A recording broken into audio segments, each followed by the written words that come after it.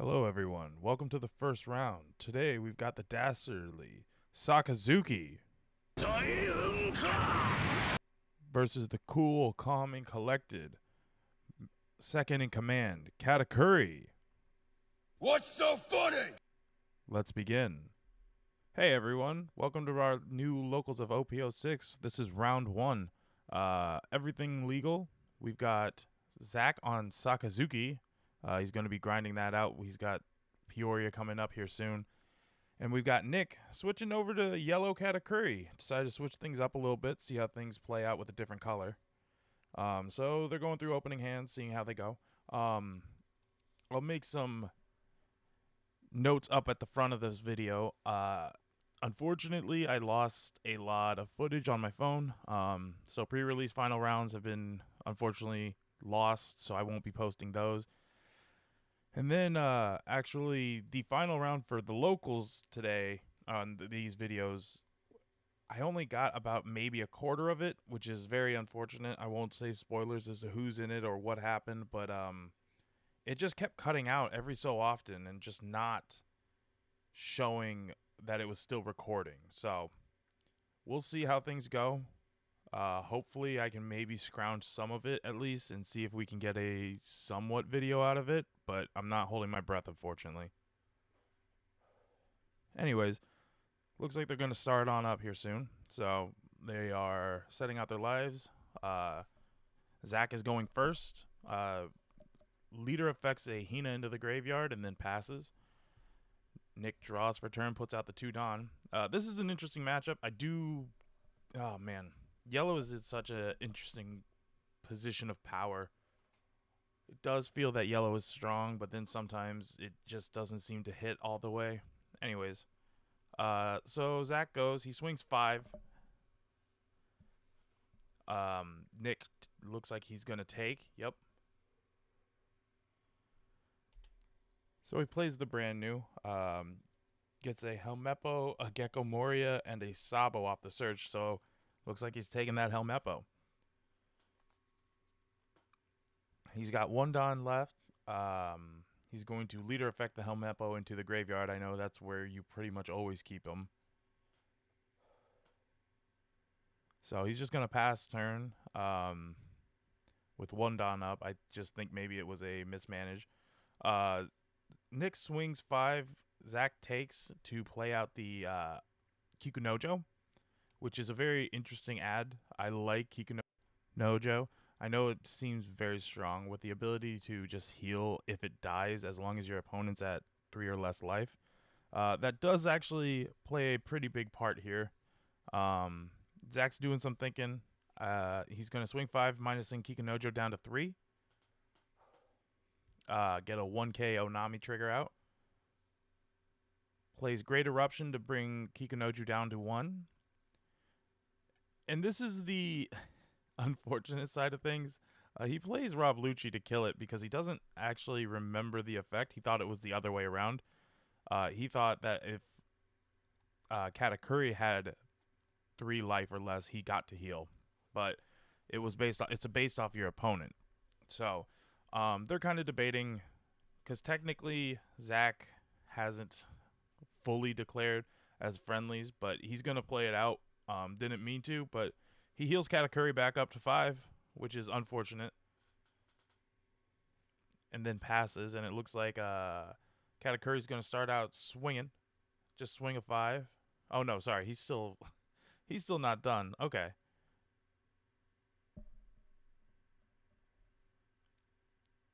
All right, now Zach passes. Sorry.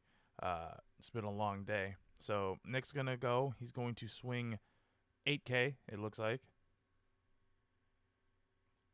Those are some big numbers, especially considering Sakazuki doesn't run that huge amount of 2-2Ks, but he does get 2-2Ks out.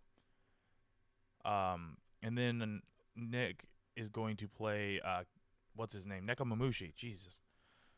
And then pass. I like this one, honestly, because it does kind of help with the blockers. The only problem is it is a 2 Dawn investment, but getting it off trigger is also not the worst. So Zach is going to leader effect a Great Eruption out, and then swing 5, giving Nekomamushi -1. So Nekomamushi is down to 3. He gets a 2K out of hand. He then swings 6 with the Rob Lucci character, which Nick will take and trigger another Kikunojo. But Zach was ready for it. He had the 7-cost Borsalino in hand, ready to bottom deck that Kikunojo. Not going to kill it this time and give Nick another life. That's probably the last thing he wants to keep doing. So he definitely was prepared for it this time, which is pretty smart. He knew something was there, considering Nick looked at the life and kept it there. So I'm guessing Zach figured that there was some kind of a trigger, whether it be a Kikunojo or another Nekomamushi. But anything at this point is just more of an annoyance than anything. So Nick's going to swing 5 into life. He'll get a 1 out. He'll swing 7 with the leader into the Rob Lucci, checking the top of his life, putting it at the bottom, which will get a 2K out of hand. Then he will pay 7 for the 7-cost Big Bomb. Now, Zach looks like he trashes the 2K Suru from the top of his life, and Nick passes over to Zach. Zach has been practicing this matchup, honestly, for a very, very long time. Him and I talk a lot about how we think the meta's going and stuff like that, and he's been practicing against Yellow a lot. He thinks it's one of the hardest matchups. So he'll play 2 Great Eruptions against the 7-cost Big Mom, bringing her down to 3. And looking through what he's got in hand, figuring out the rest of this turn.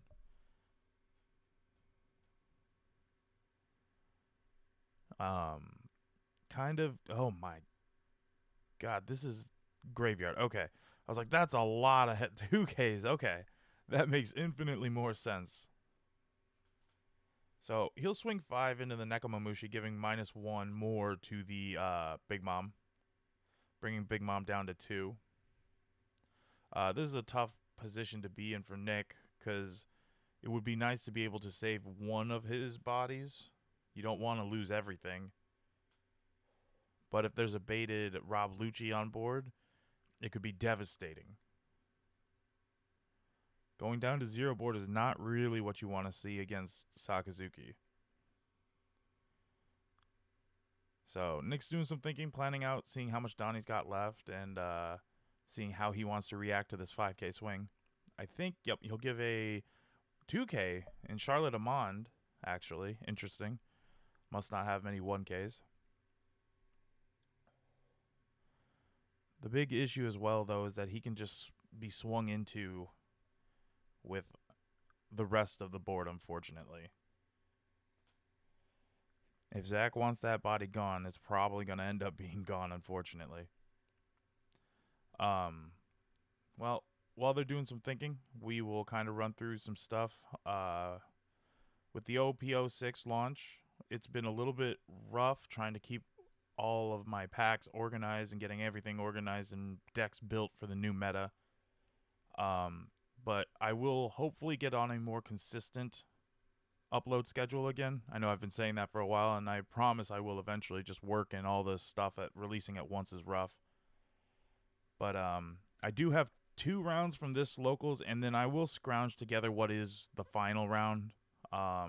It is just unfortunate that my phone decided to say no and keep screwing it over a bit for me. It would have been nice to keep all of it. And then, honestly, going forward, Zach and I and some other people from our locals are going to be doing practices on Saturday nights, just to get ready for Peoria and stuff like that, train and see how good we can get. So I might upload some practice footage as well. So back to the game. Zach's going to swing 7 to the Nekomamushi, and someone got so excited they hit the table.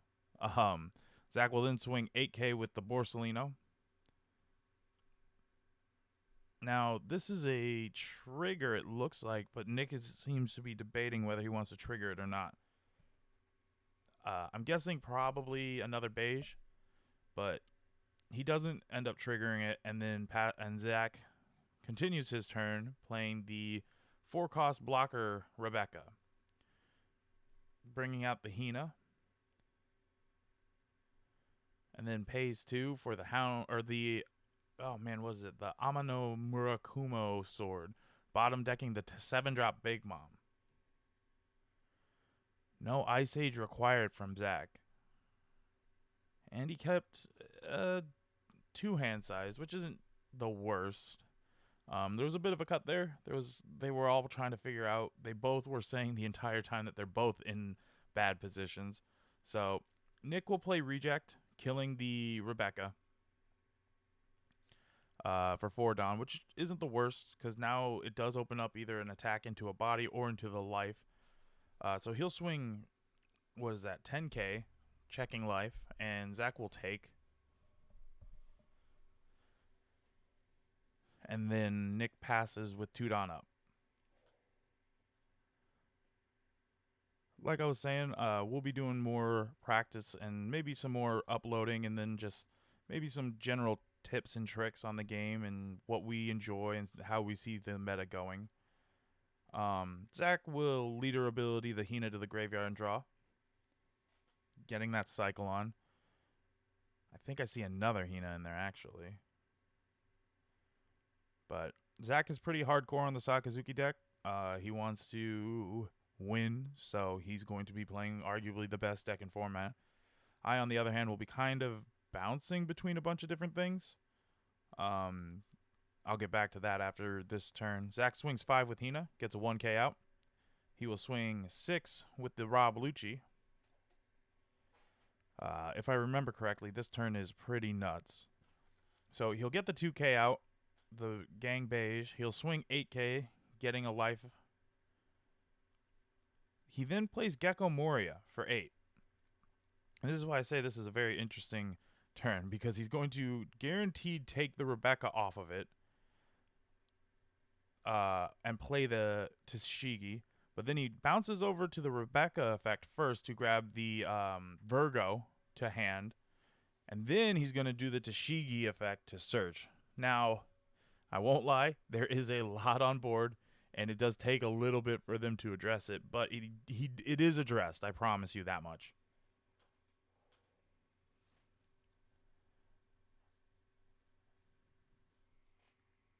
So he will then pass turn with 2 Dawn up, and this is where they start to recognize that Zach has just a couple too many people on board, and he should probably figure that out. So he'll trash 2 bodies off board, keep the Rob Lucci and the rested Borsellino, 2 bigger bodies, which I think is probably the right play.